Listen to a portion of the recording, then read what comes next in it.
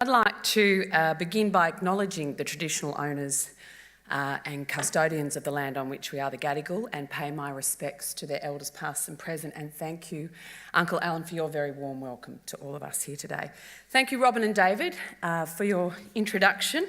I think as a former maths nerd, I'm kind of disappointed I'm not hanging out for the rest of your conference. It sounds like you're going to be discussing some really exciting trends going forward that are going to serve not only the health industry but our nation and indeed the world.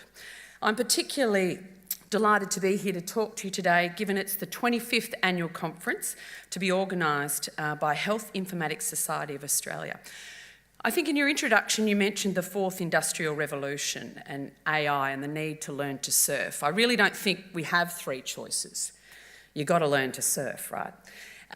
Because no one can outrun a tsunami. And I think for me, as Deputy Leader of the National Party, it's really crucial that as we embark on dealing with this fourth industrial revolution, how do we ensure in a country like Australia, as sparsely populated as Australia is, that all Australian citizens can access the benefits and participate in those opportunities. And I think that's probably one of the challenges for me going forward. So this is a quarter of a century of Australia's digital health community coming together to discuss the latest developments in digital health research, trends, technological advances to help ensure Australians continue to receive world-class healthcare.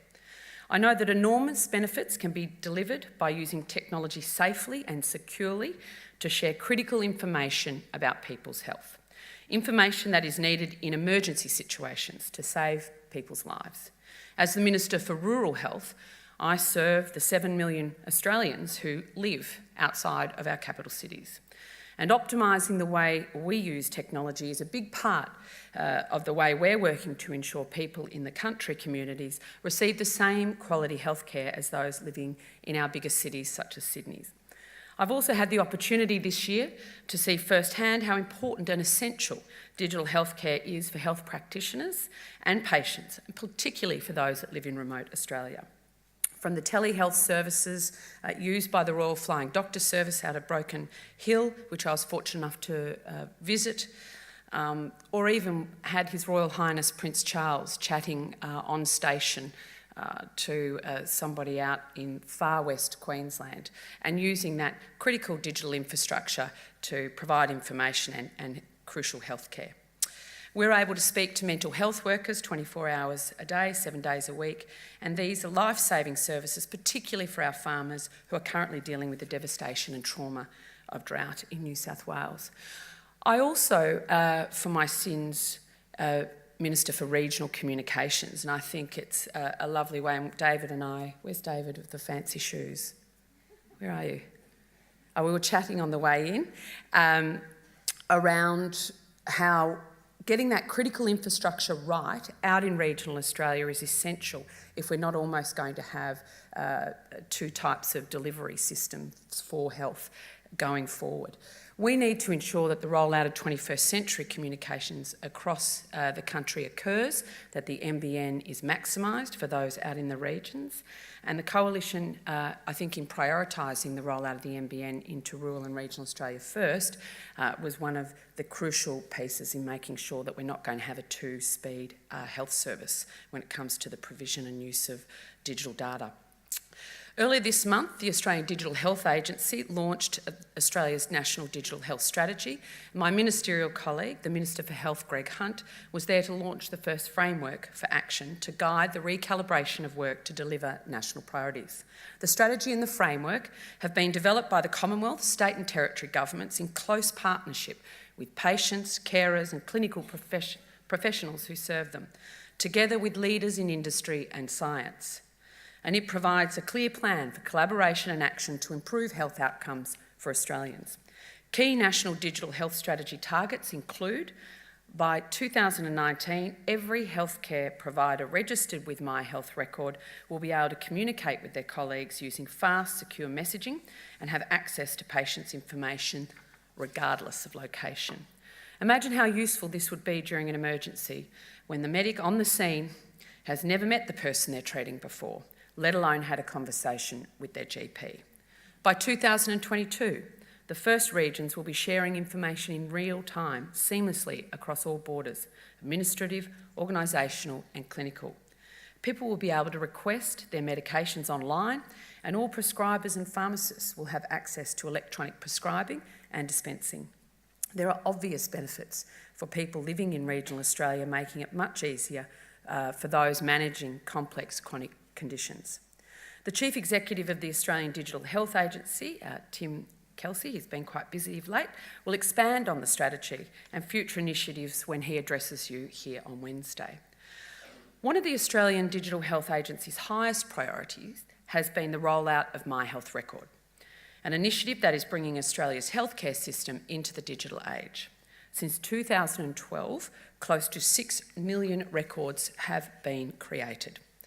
Importantly, Australians can decide to have a My Health Record, but also elect not to have their personal My Health Record information if they choose. People can also cancel their My Health Record anytime. They have complete control. It includes who can view their information, what documents can be included, and setting a PIN for access. The government and the Australian Digital Health Agency are committed to informing all Australians about My Health Record and to support them in making the choice on whether to have one or to opt out. It's important to remember that the reason for establishing the My Health Record is to deliver better healthcare, to save people's lives through improved health information. It is the health profession who recommended the opt-out, and all states also agreed to this process. The government knows it's vital Australians have confidence in the privacy of their data in the My Health Record system, so that the system remains personally controlled as it was always intended to be. I note the Prime Minister and the Minister for Health's recent comments reaffirming this commitment. No doubt you've also heard about the recent commentary regarding concerns around privacy and access by law enforcement agencies.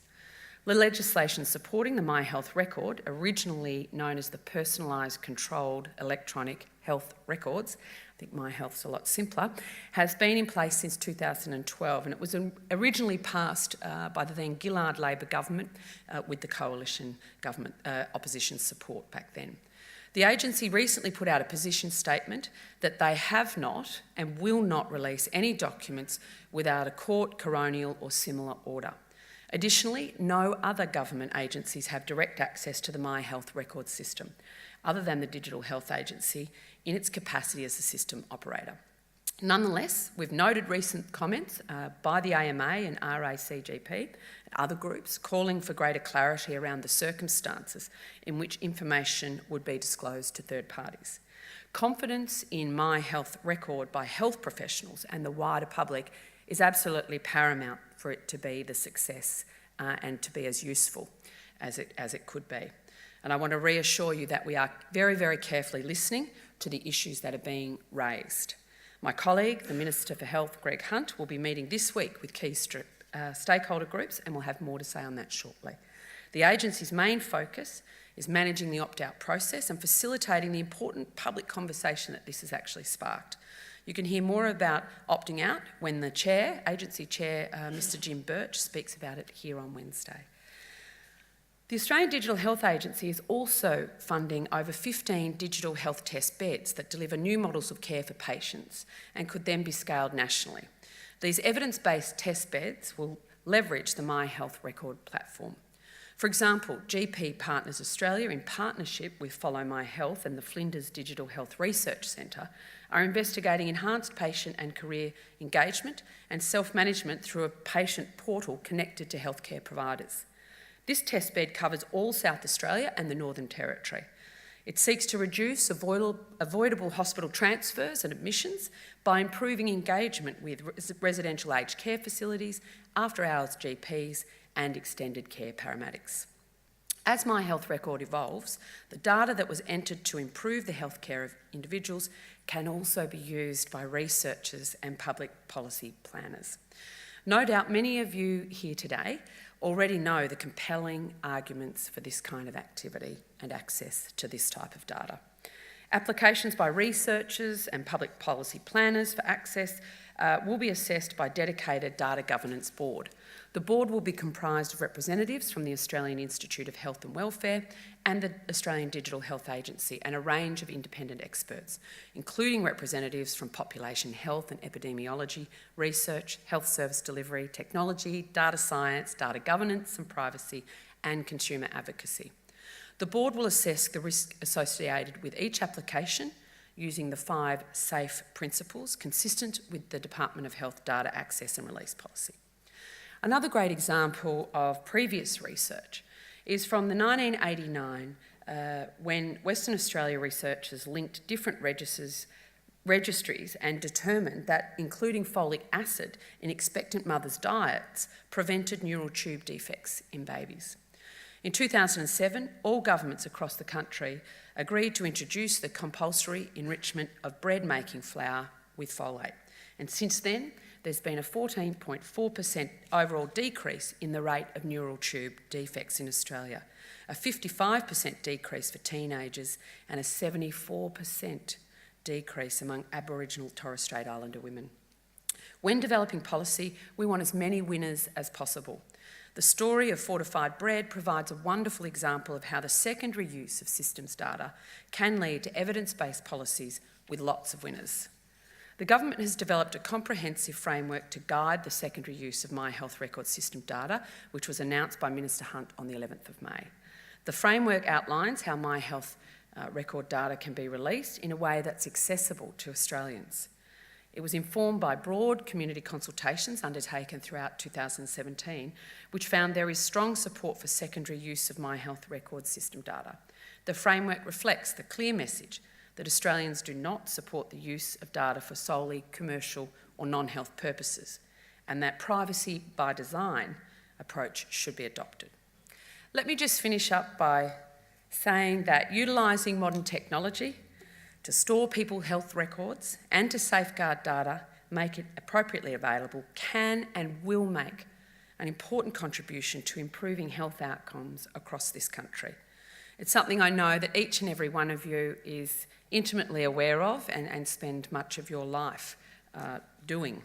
The Health Informatics Conference is an important event for our healthcare system, and I know that you'll be discussing the latest developments in health informatics, and I look forward to hearing those recommendations that you may come up with. All the best and good luck.